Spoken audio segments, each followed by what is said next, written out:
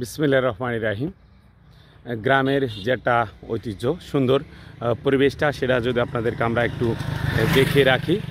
এখানে কিন্তু অনেকটা মানুষ এর আগে বেশ কয়েকদিন আগে অনেক গরম পড়ছে, এখনও কিন্তু পর্যায়ক্রমে কিন্তু সেই গরমটা কিন্তু এখন আছে। গ্রামের যে একটা ঐতিহ্য সৌন্দর্য সেইটা আপনাদেরকে আমরা তুলে ধরার জন্য দেখানোর জন্য চেষ্টা করছি। আমরা আছি কোন জায়গায় এটা কিন্তু আপনাদের কে বলতে হবে যে যেই জায়গা আমরা এখন বর্তমান কিন্তু 3 রাস্তার মোড়ে আছি। সুন্দর জায়গা, ঝিনাইদহ সদরের ভিতরে জায়গাটা সুন্দর।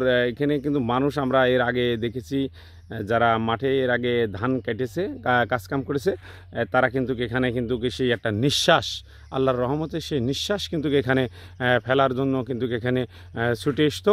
আসার পরে এখানে বেশ আধা ঘন্টা 20 মিনিট বসার পরে কিন্তু তারা আবার ধান কাটাকাটি শুরু করতো। সেই জায়গা থেকে আপনাদেরকে আমরা একটু দেখানোর চেষ্টা করছি। এখন মাঠটা কিন্তু এখন পুরোটাই ফাঁকা, পুরো মাঠ ফাঁকা। এই জায়গার মানুষ অনেকটা এই জাম গাছের এখানে কিন্তু এখানে আসে বসতো। এই যেখানে একটা কল আছে সুন্দর, যিনি কলটা পুঁতেছেন তাকে অসংখ্য ধন্যবাদ জানাই।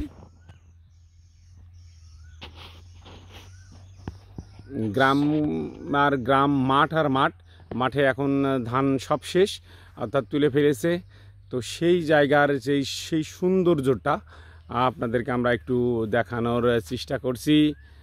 সুপ্রিয় দেশবাসী, অনেক মানুষ অনেক রকম কিছু কিন্তু অনলাইনের মাধ্যমে দেখায়। আমরা কিন্তু মাঝে মাঝে দবির আলী নিউজ থেকে ব্যতিক্রম কিছু আপনার দেখানোর চেষ্টা করি।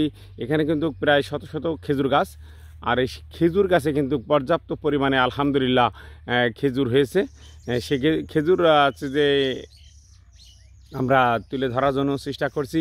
আর খেজুর তো সবাই আলহামদুলিল্লাহ সবাই ভালোবাসেন। আর সেই ভালোবাসার জায়গাটা হচ্ছে যে এখানে খেজুর গাছ, পর্যাপ্ত পরিমাণ খেজুর গাছ এবং তাল গাছ, এবং এখানে একটি আপনার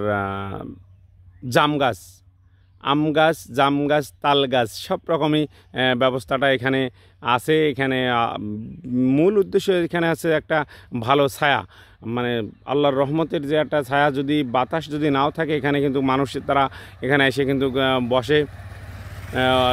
বসে এবং একটু পানি খায়, হালকা পাতলা যারা যে ধরনের গল্পগুলো করেন এই জায়গাটাই। সকলে ভালো থাকবেন, সুস্থ থাকবেন।